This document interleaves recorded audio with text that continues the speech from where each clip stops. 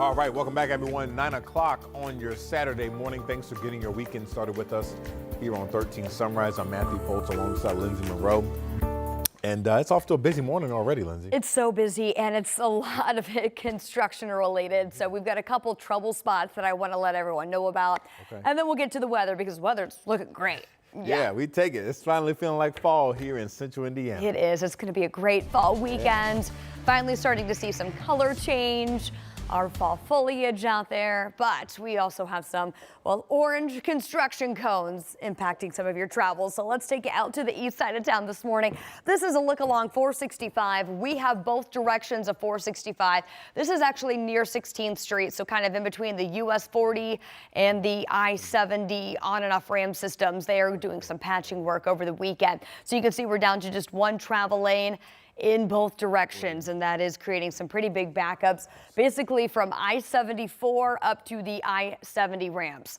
So keep that in mind for your weekend travel plans. This is going to be going on throughout the duration of the weekend. Also got some work going on over near Greenfield in the I-70 direction, that corridor there. Both directions of I-70 at State Road 9. We're seeing some slow travel as well. Weather-wise, we've been keeping our eye on this frontal boundary that's been pushing south during the overnight. It did keep some cloud cover around throughout the region, and that actually kept temperatures from dropping off as cool as they could have. So we are running a little warmer than this time yesterday. Pretty significant warming trend, in fact, over in Richmond. That number is 12 degrees warmer than this time yesterday. Muncie is up by 10 degrees. That starts our Saturday off, most of us in the 50s, and we're going to continue to warm things back. 67 as we head through that 1 o'clock hour today, and eventually 74 for a high. Very similar day tomorrow as compared to today, but we've got even warmer weather through early next week. We'll break down those warmer changes coming up in your 7-day forecast. All right, we'll see you then, Lindsay. Well, this morning we're following multiple reports of fatal crashes right here in central Indiana. Metro Police say the first one, or the latest one rather, says involved a person dying and another critically injured after a crash on the city's north side. So police say it happened at 58th and North College Avenue around 1:45 this morning. Officers say someone hit a truck with two people inside. The driver of the truck died at the scene, and the passenger, we're told, is at the hospital in critical condition this morning. Metro Police say witnesses saw a silver car that hit that truck leave the scene. And right now, investigators are trying to track down that car. These guys are pretty good. They can detect stuff, so they can possibly figure out make and model of the car, and sometimes even the year, because the cars have unique license plate frames or headlight frames, things like that. They're able to even narrow it down to the year. Now, Metro Police are asking anyone with any information on this incident to give them a call. And just hours earlier, police say at least one person died after an overnight crash, this time on I-65. So the crash happened on the southbound lanes near Southport Road around 11:30 last night. You can see in this video, police were blocking lanes as they worked that crash. Now, right now, we're still working to learn exactly what led up to the incident and if there are any more victims. Of course, we'll keep you posted on both of these incidents as soon as we learn more information, both on air and online at WTHR.com. A Marion County judge just resentenced a man convicted of killing an IMPD officer and trying to kill his girlfriend. Elias Dorsey is responsible for fatally shooting IMPD officer Breanne Leaf back in April of 2020. He was also convicted of confining and attempting to kill his girlfriend, Aisha Brown, in that same incident. Judge Mark Stoner resentenced Dorsey to 16 years, which is about 14 more than the original sentence. He was resentenced because the Court of Appeals said he, quote, wasn't sentenced correctly the first time. Officers Leith's mother and her friends were in the courtroom Friday to show support for Aisha.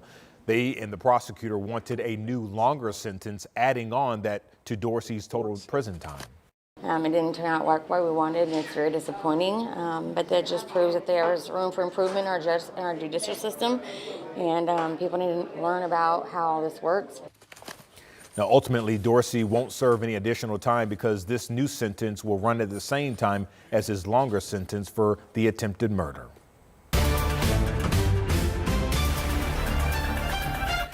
Vice President J.D. Vance was in Indy yesterday to meet with Governor Mike Braun as talks over redrawing Indiana's congressional maps continue. So this is the second time Vance has come into Indy in the last 2 months.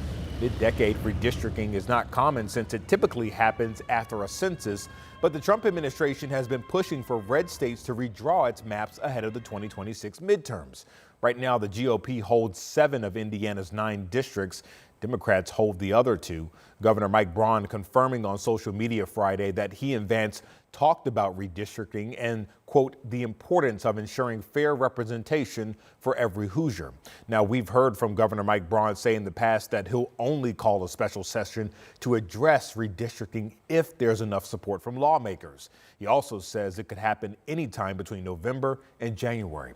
While the White House continues to push redistricting, Democrats are opposed to it. At least 100 people gathered at the State House here in Indiana fighting against it.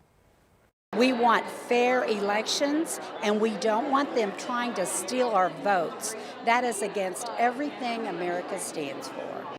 Now, the group Indiana Conservation Voter organized the protest. Democrats have called the redistricting effort a power grab.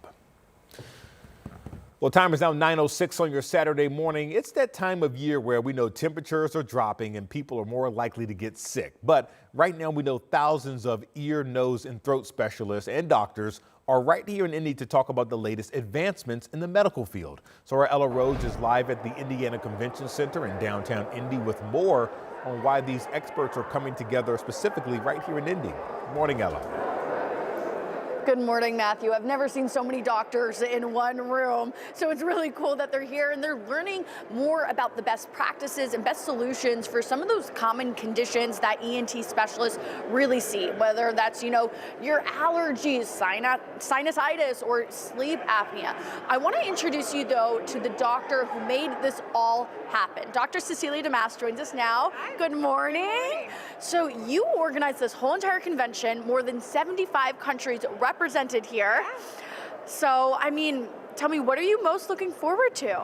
I'm looking forward to learning the latest in care for our patients for all aspects of ear, nose, throat, and allergy.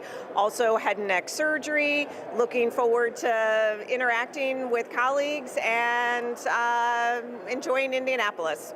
Oh, I love it. And we were talking earlier about allergies specifically because that is your specialty. And also, I have a little bit of a runny nose.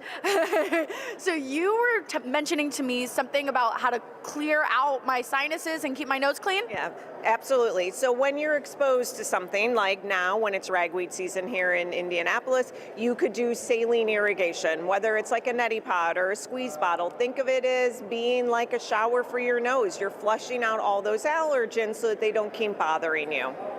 I love it, and I will definitely be doing that, and I'll be buying a neti pot because I got to get rid of these sniffles. Thank you so much, Dr. Damask. All right, and this conference is all weekend long, and it ends on Tuesday. Matthew? All right, certainly good advice. I'm pretty sure a lot of people, Ella, can relate to the allergy problems and can use those tips. So great advice. We appreciate you reporting from downtown Indy for us this morning. Thanks.